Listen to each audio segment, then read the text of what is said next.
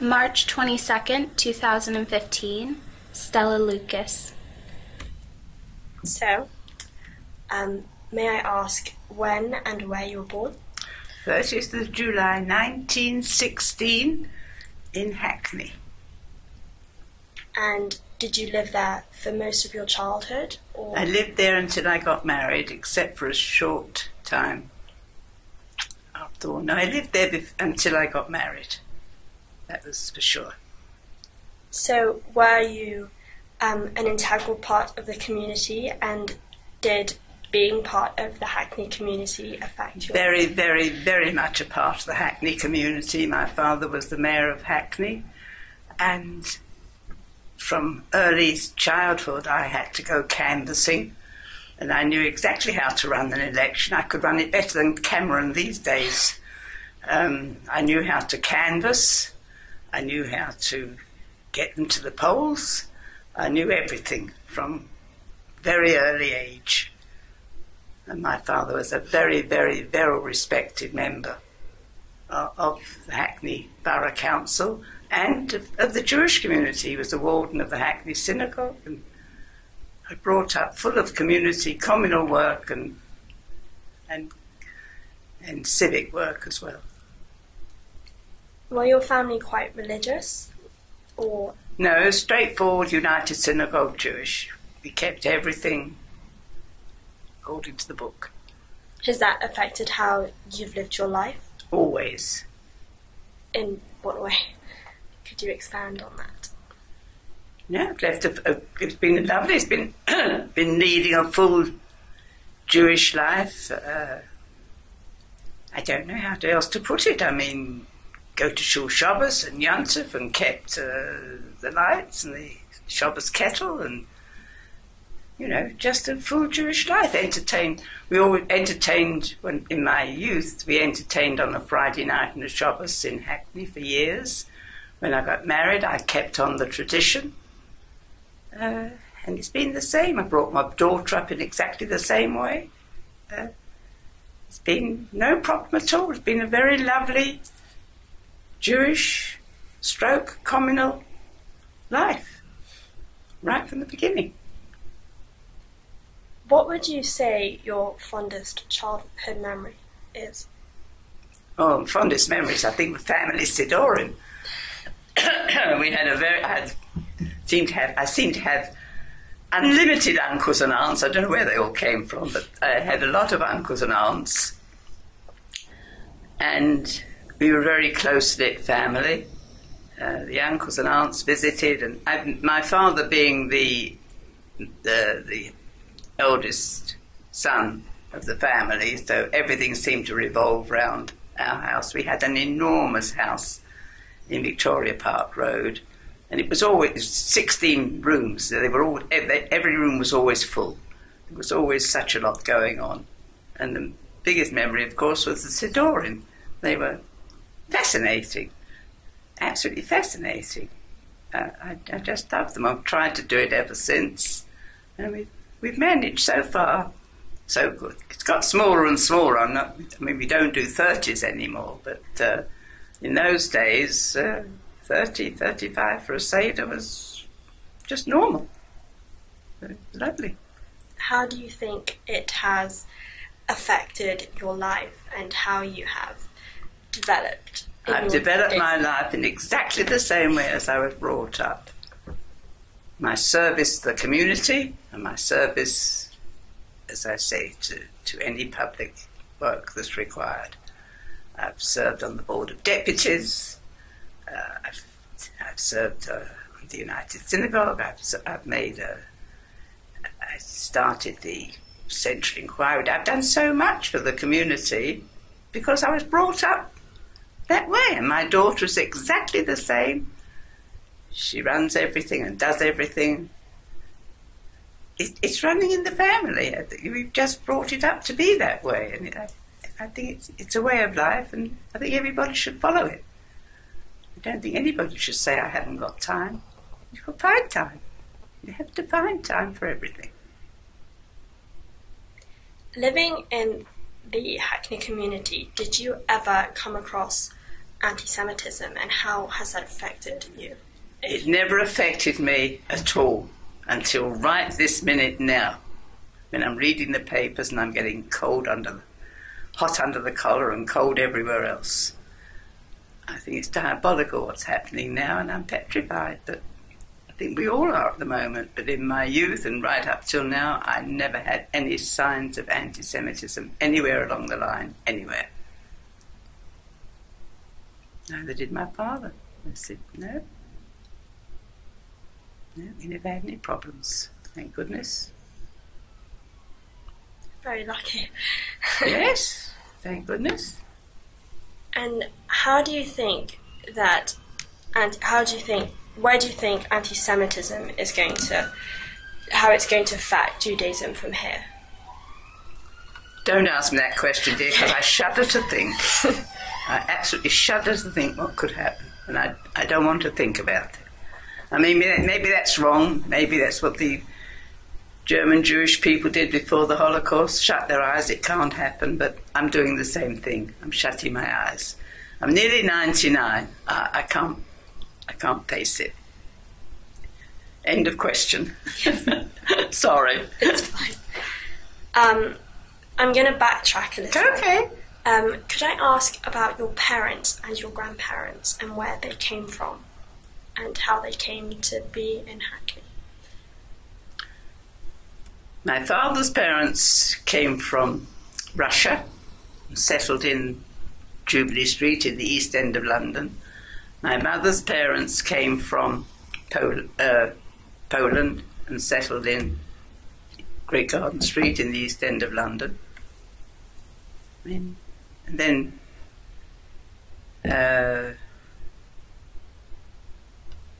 my mother and father were married here. I mean, I don't quite know what else the question is after.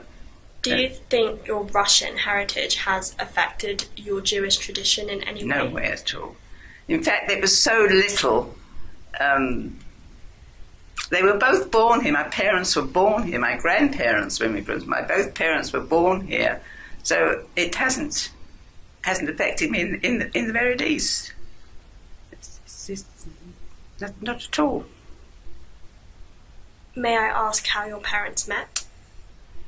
At a sort of, I don't know what it is. It wasn't really a club in the East End of London, just a get together in some sort of communal activity, if you can call it that way, in the East End of London. Nothing very exciting. No, that was very ordinary.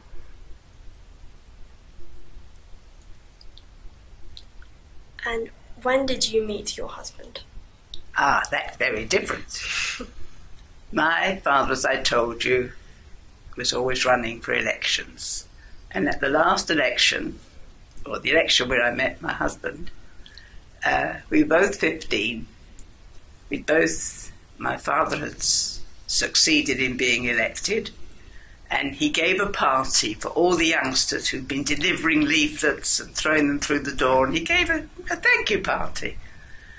And I didn't know my husband then, but my father obviously knew his father, and he brought all the children together to throw. You need a lot of leaflets to throw through letterboxes when you're having an election.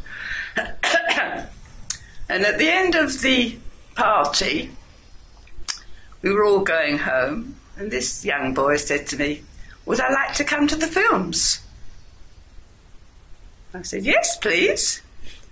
So we went to the cinema on the corner of Wells Street, Hackney, and from then on it just took off. And we just saw each other all the time. He never saw anybody else, and I never saw anybody else from the age of 15. Crazy. But there it was. It never came to anything else. He came straight away. In those days, you didn't meet on the corner. You had to come home. You know, you had to come home to collect me and deliver me back and that kind of thing. And then his parents were only too delighted. After all, I was the daughter of the local bigwig in Hackney. I mean, United Synagogue, Orthodox, what more could they want? So everybody was happy. And we were happy. So from 15, we were on the go. Sounds really nice. So do you think that when you met your husband, that was the moment you'd grown up, or was that another point in your life when you felt you'd... No, I don't. I think I was still quite a child. I really was. I mean, I'd had no outdoor... I mean, I had two wonderful... I had two wonderful brothers, one older and one younger. And the older one was a very famous... You wouldn't know, but in those days he was famous. He was Ronnie Waldman, head of light entertainment at the BBC.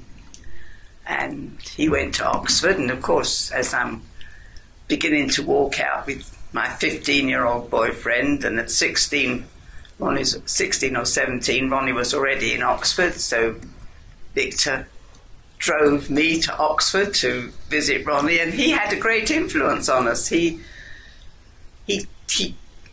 took me through everywhere. As a youngster, I wasn't allowed out on my own ever. I mean, either Ronnie had to take me wherever we were going, even if we were going swimming, he had to take me. And by the time we were 15, Victor was on the scene, so he took me. So the influence of my family was, yes, my older brother, a great influence on me. In fact, I still say things today that... I once asked him the difference between an optimist and a pessimist. And his answer was, if you think I'm going to pay for you to go to the cinema, you're an optimist. That was my definition. That's how I was brought up, on fun, on loving kindness, and very happy, very, very happy childhood. So did your brother affect who you became or had become? Did he have a large influence on your views or what you became? No, he had a large influence on my views until I was my first year with Victor. He still influenced me a lot. Then after that, my father had a great influence on Victor, bringing him into the public sphere, to making him do more supportive things, and that made me think for myself then as well. So although Ronnie had a great influence on me up to, say, 16 or so, from then on I was developing my own things. In fact, I don't know if this is the time to interject it, but I don't know how many youngsters of 15 would have responded to their father. My father was then the secretary of a friendly society movement, the Order Achemus, which was, in those days, every Jewish person. There was no NHS then. They had to have somewhere to belong. They belonged to either the Achai Bris or the Achemus. And my father turned round to me one day, I was age 15, and said, "Get all these youngsters off the street." I looked at him as though he was mad. I said, "What do you want me to do?" He said, "Use your brain, think of something." And I thinked, I thought up a thing. I made a troupe. I have got a photograph somewhere and I'm determined to find it. I'm going to send it to the Jewish Chronicle. Where are they now? I made a troupe of all the youngsters, and we went into production, and I didn't know anything about ballet or anything else, and I said, 2 hops and a kick this way, and 2 hops and a kick that way, and you turn around in a circle, and you raise your arms, and you say, "Ha," and that's how we went into production. The girls all performed, and we had to rehearse in every shul classrooms. So the boys used to come, move the desks and everything, so we could rehearse, if you could call it rehearsing.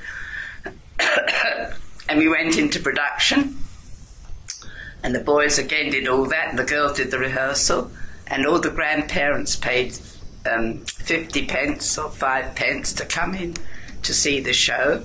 That's 6 pence in those days. And we raised enough money at the end of 2 years to take a whole charabanc to Southend for the day. And my father was very pleased with me. But I don't know how many youngsters of these days, at 15, if the parent turned around and said, do something like that, whether they would have the guts, the stamina, or even the forethought of being able... Anyway, that's what I did. And I'm very proud of myself. Now, at that time I thought it was terrible of it. Do you think that particular event affected how much activism you have done as your life went on? Yeah. Yes and no. That was the first kick-off, but from the word go, I was always brought up to do things, you know. My parents used to say to me, thank God you've got a nice home, you've got everything.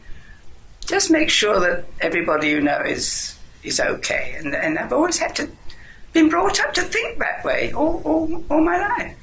It's just a quote from the family.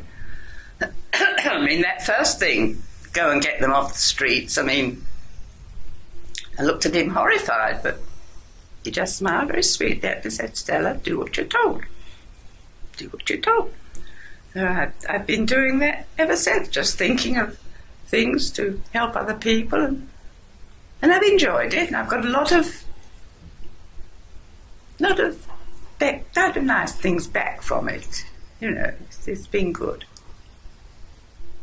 In fact, one story, I don't know if I'm allowed to tell you this. As I told you, I went to JW3 last week to see a show. We came out down, the theatre is downstairs, on street level downstairs.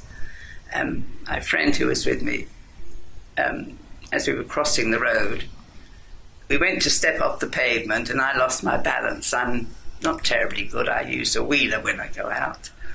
And we fell down.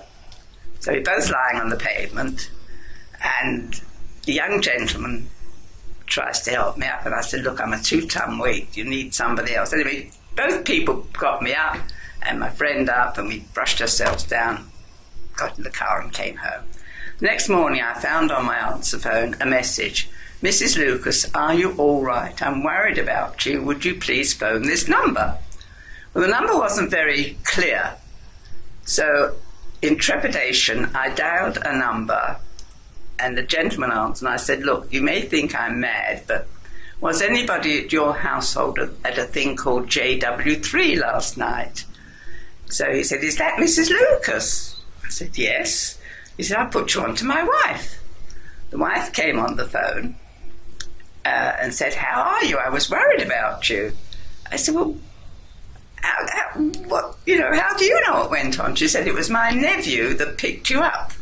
She said, we were just driving out of JW3 when you fell. He jumped out the car and said, hold it a minute, I've got to help here. So I thanked her profusely, etc., etc. And I said, well, how do you know it's me? I mean, an old woman falls in the street, how do you know? She said, well, everybody knows Mrs. Lucas. So, end of conversation. So who she was, I don't know, but a very nice lady and a very nice nephew. So, but, you say, have I got anything back? Yes, I've got a lot back. A lot back. A lot of support, a lot of respect. And I've enjoyed everything I've done. And I always do. I must admit that I'm not quite sure what you've done. Oh, okay. But I'd like to start by asking you, firstly, what did you... I don't know if you went to university, but what you studied, if you did. No. And No, my education was very different. My 2 brothers went to Oxford and became God knows what, both of them. My father felt that a lady shouldn't go to university. A lady has to stay at home until she gets engaged and married and produces a family. It's an old-fashioned way, a ridiculous way, but that's how it was. And so I was kept at home, so I never got any qualifications at all. So I'm done ignorant, if you So how did your career, if you can call it that, if you could call it that. how did it begin? I told you my father was the secretary of the Friendly Society movement, and then the National Health started, so he was also what's called Approved Society 1251. I still remember the number. And I was trained as a benefits clerk. I believe I could run the National Health now better than they can do it. And I was trained as a benefits clerk. I'm a fully qualified National Health Insurance benefits clerk. So if that's any good in this world, I really don't know. But there it is. That's what he did for me, and I worked in my father's office for years until I got married. After you got married, did your activism, if you will, slow down, or? It slowed down. No, it didn't slow down, because we moved to Totteridge, which was at the edge of nowhere in those days. It even had a puffer train. It didn't have an ordinary train run, it had a puffer train. And the moment we got there, my husband as well, he went on to the local council. I mean, we were communally and politically motivated. He became a local councillor. I became chairman of the Ladies' Guild of the Woodside Park Shul. We didn't take 5 minutes before we... my home was the home for meetings and activities, same as it is now. No different. Started straight off from the word go. We never stopped. That's all. Could I ask you how the Second World War affected you? Yeah, that was bad. Yeah. Well, insofar as I say it was bad, insofar as the victor was called up within the first 3 months, went to India, and that was that, and came home on VE Day. So how did it affect me? Severely. I can't say anything else. Letters and letters and letters, and that's all. Were you affected by the Blitz in any way? No, because, again, I told you my father was the Secretary of the National Health. We were moved out of London. We weren't allowed to be in London. First we went to Bodiam Castle in Sussex, and then we were moved to Hemel Hempstead. And we stayed there for practically the rest of the war.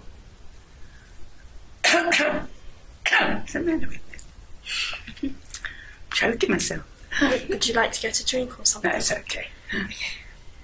I'm sorry. Just please let us know if at any time you feel like you need to take a break or whatever. Mind you, I will go and get a drop of water if I may. I said, you sure you don't want anything? Oh, I'm fine, thank you. I'll just get myself a drink. All right. I'm going to backtrack slightly again. Still? Yes. About time you came forward. Yeah.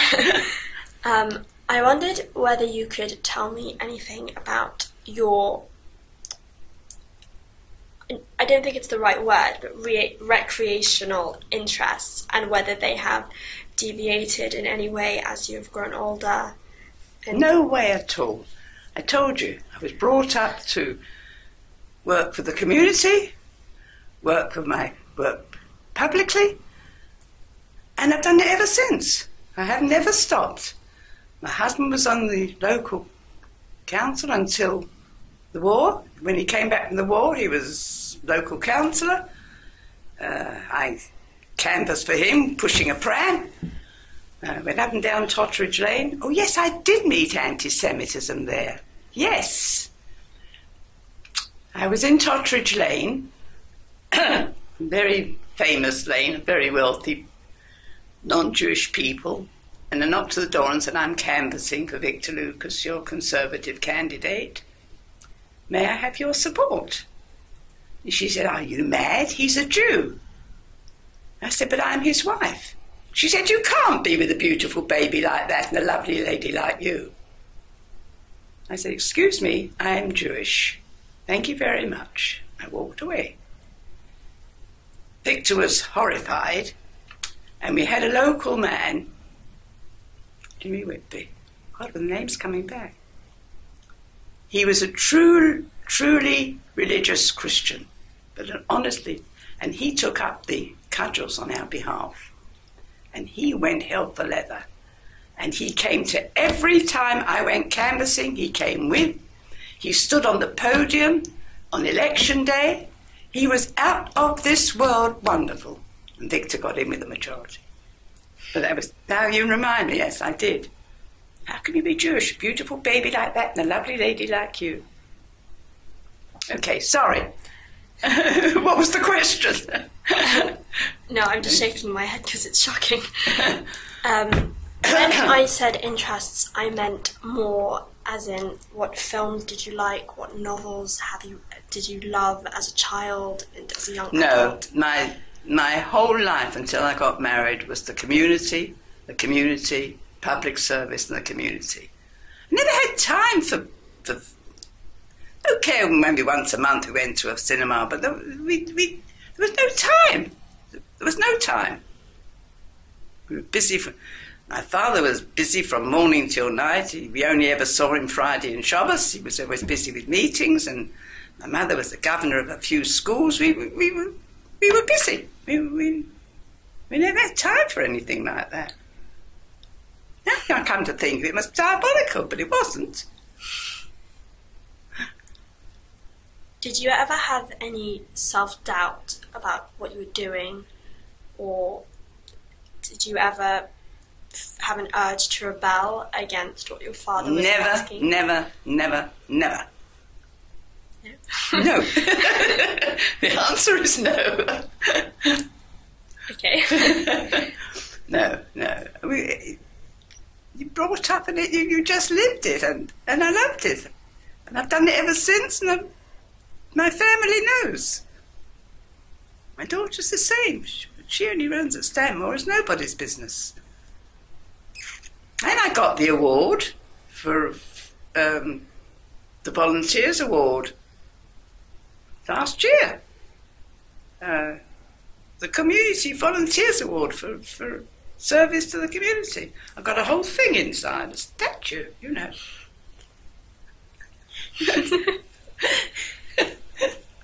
Yeah. No. Sorry, wrong answer. So, after you got married to your husband, after you got married to Victor, actually, may I ask you when you got married to Victor? 16th of June, 1938. Okay. It's a long time. How did he propose? I don't know, it just happened. In those days, it wasn't, we'd been going out, let's say, since 15. And then, when we got to 20, we said, it's about time we started thinking about getting married. So we started thinking. I mean, it just happened. It was weird. It just happened. I don't know. Maybe in those days it's different. I mean, my grandson tells me he went into they went away to Klondike somewhere. He gets down on his knees and proposed. All very, very romantic. I suppose that's what it is these days. In those days, we get married, yes. We just, from 15 we knew we were going to get married. So what was the point of proposing? Sorry. I'm a naughty interviewee.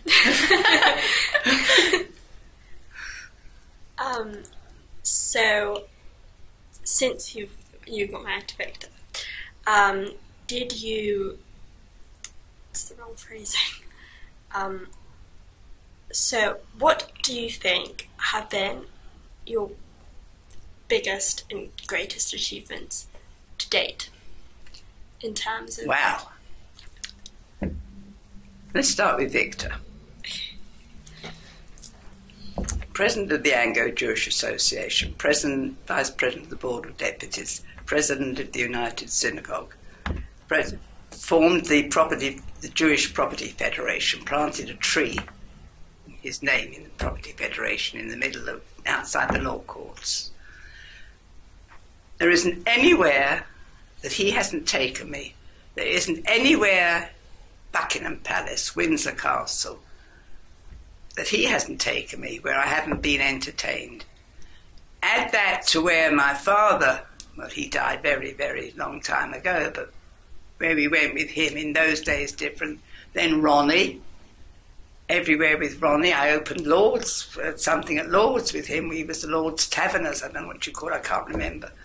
I've had a wonderful life, an absolutely wonderful life. And since me, I've been doing everything. So I can't say that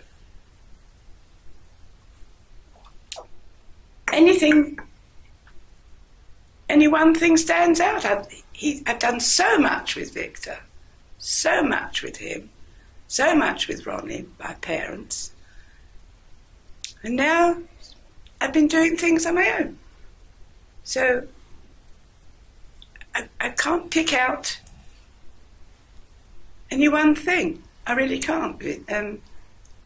What was the question? Maybe I should broaden it slightly and ask you what are the highlights of your career? Of your career, I guess. Highlights. I suppose the things I've achieved on my own, the things I've gone with, that Victor achieved were lovely. But what I've achieved on my own, I started the Association of United Synagogue Women. That's the first thing I ever started, with Emily Jacobowitz, Betty Boxer, God, 100 years ago. I founded the Board of Deputies Central Inquiry Desk, which was like a Yiddish Citizens Advice Bureau. And we answered 10,000 calls in the first year. It was brilliant, absolutely brilliant. And then I founded the All Aboard charity shops. So I really kept myself very, very, very busy. And everybody I know is busy. In fact, I've got a friend, she lives in Israel now. She says, don't ever go near Stella Lucas because you'll find yourself the chairman of something or another in 5 minutes.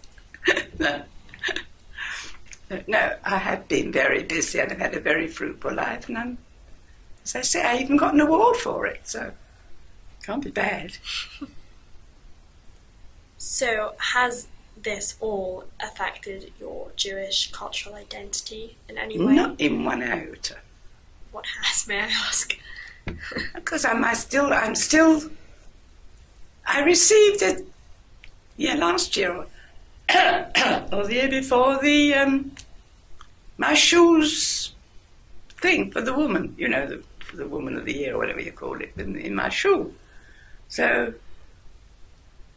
and then I received this award from the entire community, so I can't say I'm not satisfied. I'm more than satisfied with what I've done. I don't think anybody could have done more. And I'm still at it, and I'll be 99 in a couple of months' time. So give me a break. If you don't mind. How does the Jewish community that you're part of now differ from that of the one that you were in Hackney? Not a lot, except for the outside influences that come on. As I say, really, in Hackney, I don't remember any anti-Semitism. My father was well respected. In fact, when he died, the whole of the traffic was stopped in Hackney. The entire police force came out to guard the coffin and the entourage. And I just accepted it. That's how it should be for my father. I didn't think anything of it. Today it isn't quite the same. Today, I think a lot of financial interest comes into it. I think we're governed by the big spenders and the big moneyed people. I think that's the difference now, which is a great shame, because there are a lot of people still doing a lot of work. In fact, this week's JC, they've got the Mensch of the Year, and they've picked out a few names, but all of whom have done good things somewhere along the other, but they haven't been acknowledged the same as the ones that give the money. So that is the main difference now between then and now, and it goes for the public in general and the Jewish community in particular. That's the big difference. No two ways about it. No two ways about it. Sorry. What other changes in society have really shone out for you? The main thing is the balance of money over power, or money bringing power to the wrong, not necessarily to the wrong people, but not always the right people. That is definitely my view at the moment. I started at 16, I was already going down to the Stepney settlement. I mean, you know, forgot about that one. I was chairman of the Stepney settlement for years. So, delivered Meals on Wheels, I've done everything. Yeah, can't complain. I've had a good time. And also are you going to ask me what my hobby is? That was one of the questions on the list. I'll wait for it. Do you mind if I ask it now? No, but I was going to say, my relaxation hobby is cricket. Wow. Ronnie was a cricket fan. That's why he became, I forget what it was called, at Lord's. And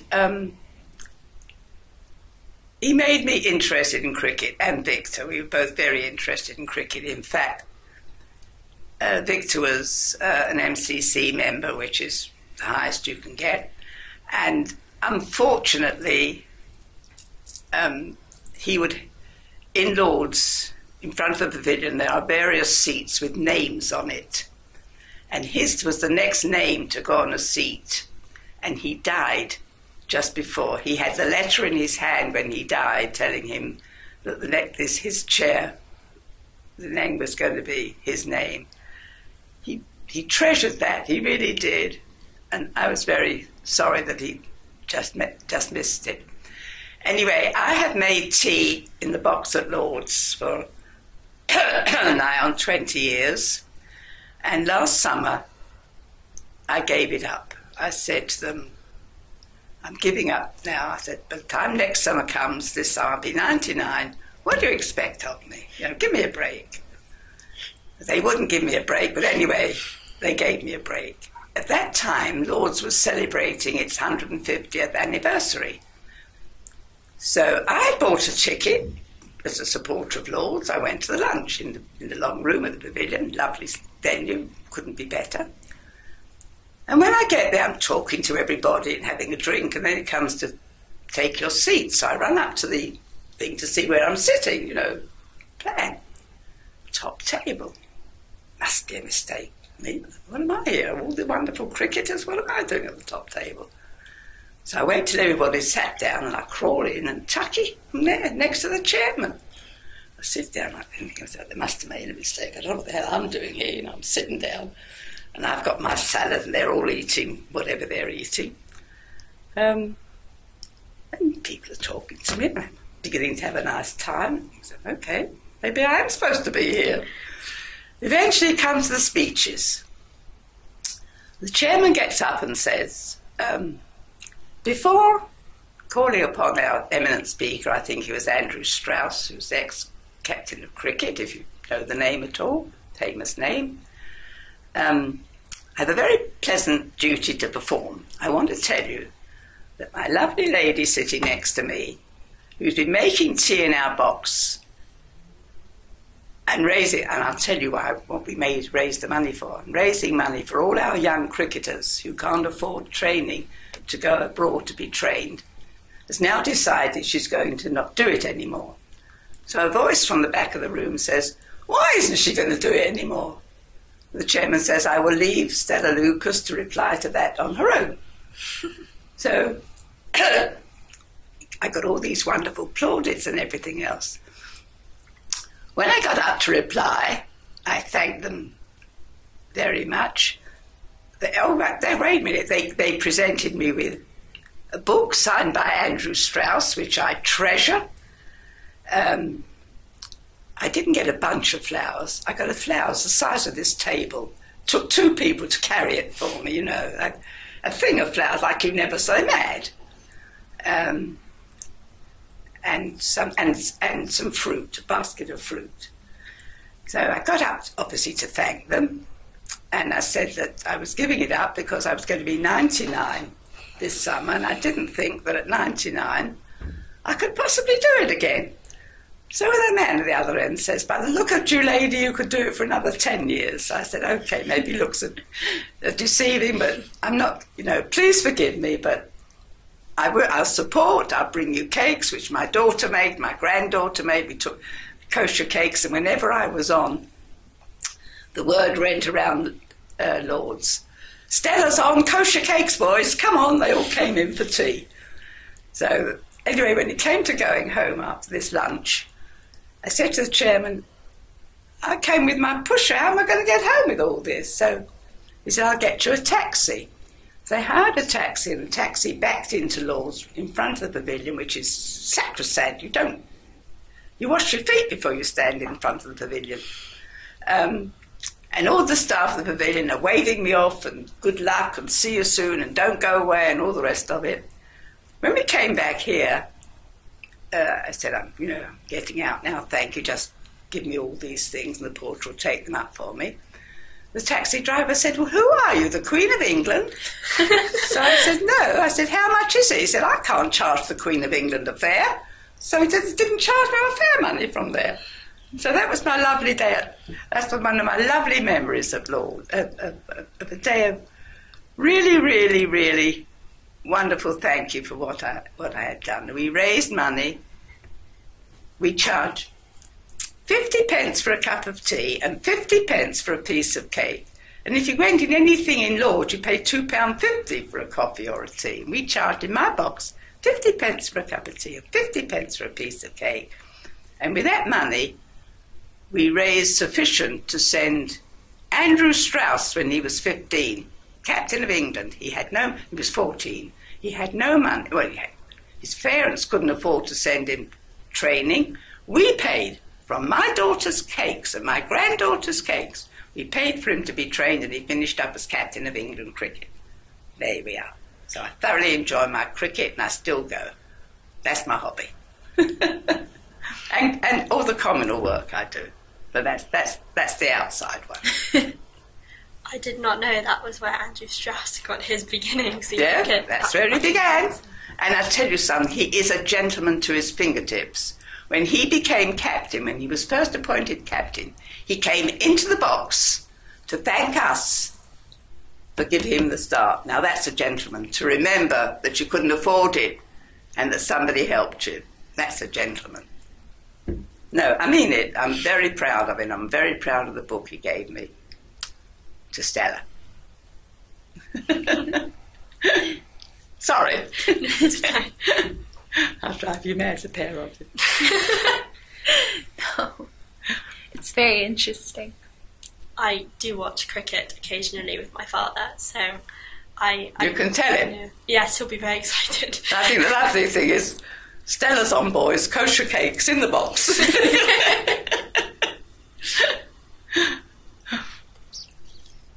Do you think that your activism in Lords and in the non-Jewish community has affected the way Jews are seen and how the Jewish population are regarded in any way? Well, I hope I've been a good ambassador. I really hope I have. I mean, I'm very well respected in the box. They all like me.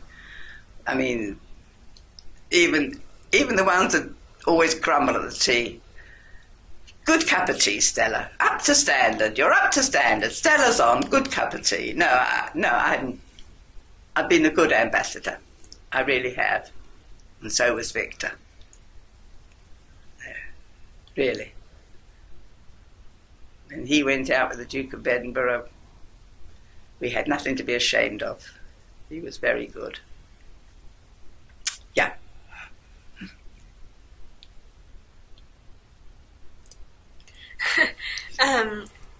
Could I ask about your children now? My what, dear? Your children. Sorry. Unfortunately, I only had one daughter. I had several miscarriages and everything went wrong, but I have a wonderful, wonderful, wonderful daughter out of this world. 2 grandchildren and 5 great-grandchildren, the youngest of whom is 1 year today, and I'm going to his birthday party very soon. Congratulations. Thank you. Do you think that your activism has affected how your daughter grew up and her Well, of beliefs course. as well? When she was sick, when she was, I don't know how old she was, 3 or 4, I went into her room. I thought she was very quiet in there. I just went and put my head round the door to see what she was doing. And she had all her dolls in a row. I said, "What are you doing, darling?" She says, "I'm doing a meeting." This is 4 years old. She's doing a meeting. From the pram, she came with me to every meeting. I pushed her in the pram. She sat in the pram. Every meeting I ever went to, she came. And she knows about meetings. She runs the Boreham Wood Citizens Advice Bureau. She runs the Shaw Bureau. She runs everything. She does the same thing. Yeah.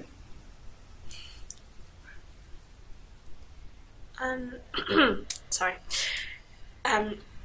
If I'm not mistaken, I heard that you've met the Pope, or the last Pope. I wondered what was like. Not me. Was it your husband? Just my husband. Do you have any idea what that was like for him? He was thrilled, that's all. He was absolutely thrilled. Got a little photograph inside of it. But he was thrilled. But not me, no. He went with the then chief rabbi. He went as president of the United Synagogue at that time. We travelled with him, I think, to Manchester, I don't remember. Yes, I didn't meet him. Is there anything you'd like to ask? That's it?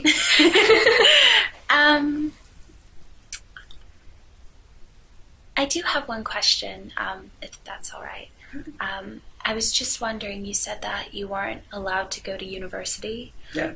How has that affected your daughter when your daughter was 18 and kind of making those decisions? I don't think we ever considered it with Susan. I don't know why. It never came up. We sent her to that posh finishing school in Bond Street. What the hell for, I don't know, but we finished her off. We sent her to this finishing school, which everybody went to at the time. And then she got a lovely PA job with, can't remember the name of the firm, very famous firm. And she stayed there till she got married. I mean, it just, somehow or another, I think Victor was the same as my father. You don't send them away. He was very, very protective of his daughter. Very protective.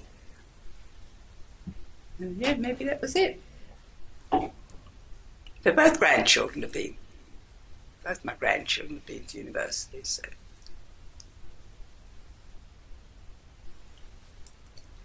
Can I ask you to what extent you relate to the media's portrayal of your generation? The media, what, dear? The way the media has portrayed your generation and how... My generation, they're portrayed okay. It's this generation now that they're critical. Well, they're quite right to be critical of. I think they're appalling. Go on. No, I mean, I think most of the youngsters nowadays are given too much leeway.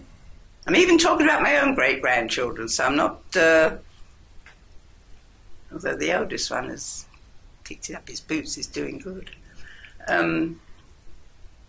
Mostly the youngsters are given too much leeway and they're running wild. That's my opinion. They're just not kept in enough. The parents don't seem to have enough control over them. Although in the Jewish community, it's slightly slightly less obvious. Somehow or another, the Jewish community do by and large keep a larger control over the children. But of course they go off the rails the same as anybody else, but not in the same number. But the modern child is allowed to run wild too much. The drunks are running around, everything's too much. And I worry about it, but nothing I can do except hope. And if everybody kept busy, it would be okay. And I've been invited to go, and have never done this. I've spoken to every sort of organisation up and down the country, all over the place. I've even spoken to what was it? Not a back hire. Yes, a back hire class. I mean, I even went up to Liverpool. I've spoken to the weirdest places, but I've been asked to go and speak to the Hasmonean Girls' School. Pardon? We go there. We attend that school. Don't tell me I'm coming to your school. Oh, I've never spoken to I have no idea how to relate to them. I have to wait till I get there and see. Well, we'll be there, so it's okay. Okay, well, you'll hear it all over again.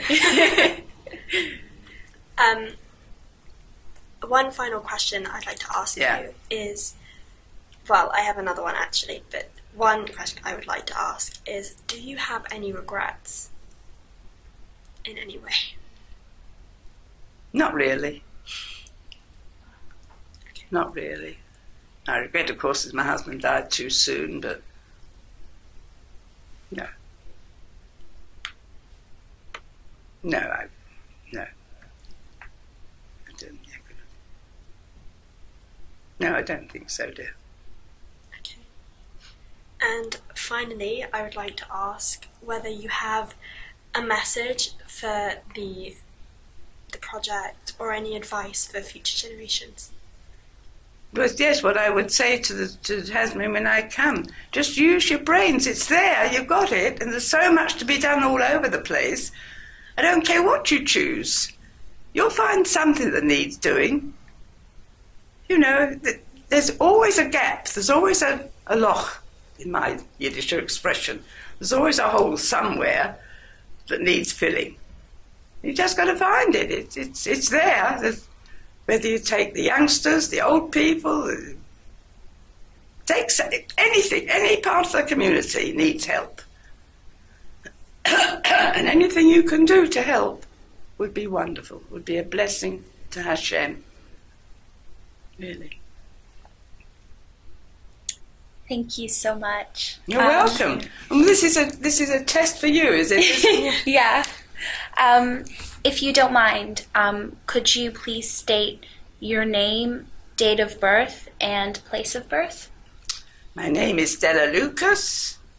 My date of birth is the 30th of July 1916, and I was born in Victoria Park Road, Hackney. Great. Thank you so much.